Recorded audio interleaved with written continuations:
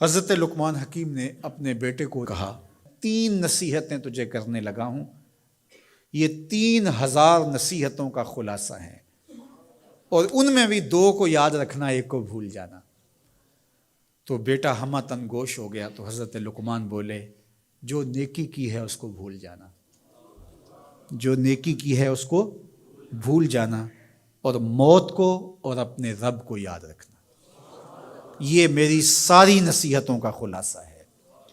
جو نیکی کی ہے وہ بھول جانا، چاہے وہ کسی شخص کے ساتھ کی ہے، چاہے وہ نیکی عبادت کی صورت میں ہے، چاہے وہ ریاضت کی شکل میں ہے، خدمت انسانی ہے، کسی رشتہ دار کے ساتھ نیکی کی ہے، تو کہا بھول جانا جس طرح کی ہوئی نہیں ہے۔ حضرت معاذ بن جبل رضی اللہ تعالیٰ عنہ حضور کے روضہ انور کے سامنے بیٹھ کے رو رہے تھے۔ حضرت عمر گزرے تو پوچھا اے معاذ کیوں رو رہے ہو؟ کہا صاحب مزار کا ایک فرمان یاد آیا جس نے رلا دیا۔ کہا وہ کیا فرمان ہے؟ کہا ایک دن حضور نے کہا تھا ادنا سی ریا بھی شرک ہے، تھوڑی سی ریاکاری بھی شرک ہے۔ اللہ صرف اس عمل کو قبول کرتا ہے جو محض اس کے لیے کیا جائے۔ تو نیکی خالص اللہ کے لیے کریں گے تو قابل قبول ہے۔ اللہ تعالیٰ غیرت والا ہے، وہ کسی اور کو اپنے ساتھ شریک ہونا پسند نہیں کرتا۔ تو جب بھی نیکی کرو، یہ سلس دین ہے، انما الاعمال بالنیات۔ اس حدیث کو علماء نے کہا تیسرا حصہ دین کا اس میں ہے کہ اعمال کا دار و مدار نیتوں پہ ہے۔ نیت کا خالص ہونا شرط ہے، ورنہ محنت بھی کی، سجدے بھی کیے، خیراتیں بھی کی، سب کچھ کیا، لیکن نامہ اعمال میں 0 کو ہوگا۔ کیتی کتری پئی کھو محمد تے سکہ بنیا زردہ۔ تو ریاء سے بچنے کی تلقین کی گئی۔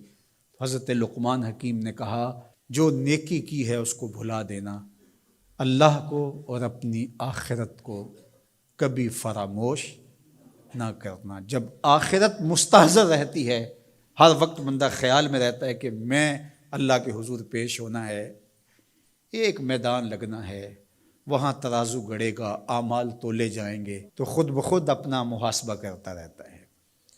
یہاں وہ کچہری خرید سکتا ہے، عدالتیں خریدی جا سکتی ہیں، تھانے یہاں بک جاتے ہیں، یہاں منصف بک جاتے ہیں، لیکن وہاں اللہ کی پولیس نہیں بکے گی، وہاں کے تفتیشی نہیں بکیں گے، وہاں کے تھانے، وہاں کی کچہریاں نہیں بکیں گی، وہاں ترازو پورا وزن تولے گا۔ یوم تبلی السرائر فما لہ من قوت ولا ناصر۔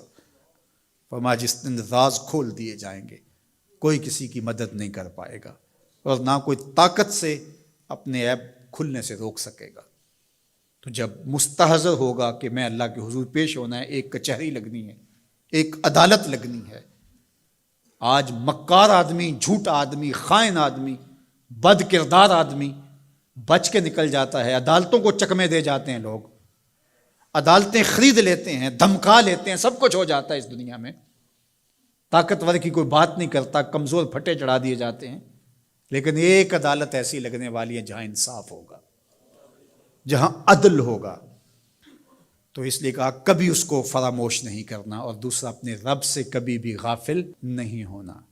اپنے رب سے جو غافل ہو جاتا ہے وہ زندگی کے مقصد کو کھو بیٹھتا ہے۔ اور اسی کو رومی کہتے ہیں دنیا ہے یہ چیز، دنیا از خدا غافل بدن۔ دنیا کیا ہے؟ کہا سونے چاندی ہیرے جواہرات کا نام دنیا نہیں ہے، خدا سے غافل ہو جانے کا نام دنیا ہے۔ تو اس لیے اللہ کے ذکر سے، اس کی یاد سے، اس سے کبھی بھی غافل نہیں ہونا چاہیے۔ اور اگر کوئی اس سے غافل ہو گیا تو سن لو وَلَا تَكُونُوا كَالَّذِينَ نَسُوا اللَّهَ فَأَنسَاهُمْ أَنفُسَهُمْ أُولَٰئِكَ هُمُ الْفَاسِقُونَ۔ کہا ان لوگوں کی طرح نہ ہو جانا جو خدا سے غافل ہو گئے۔ تو جب وہ خدا سے غافل ہو گئے، اللہ نے انہیں ان کی ذاتوں سے بے خبر کر دیا۔ کسی نے کہا اقبال سے کہ تو نے خود ہی کا سبق کہاں سے لیا تھا؟ کہا قرآن کی اس آیت سے لیا تھا۔ اور یہ بات ذہن میں بٹھا لیں، اپنے لیے بھی اور اپنی اولادوں کی طبع میں راسخ کریں جیسے بھی ہو سکے، کہ ایک چیز کو بھول جانا ہے، جو نیکی ہو گئی بھول گئے، اور اللہ کو بھی یاد رکھنا ہے اور آخرت کو بھی یاد رکھنا ہے۔ یہ چیز یاد رہ گئی تو سمجھ جاؤ خیر ہے، اور اگر یہ 2 چیزیں بھول گئی اور جو بھولنے کی چیز ہے وہ یاد رہی تو سمجھو ہم نے اپنا سب کچھ لٹا دیا۔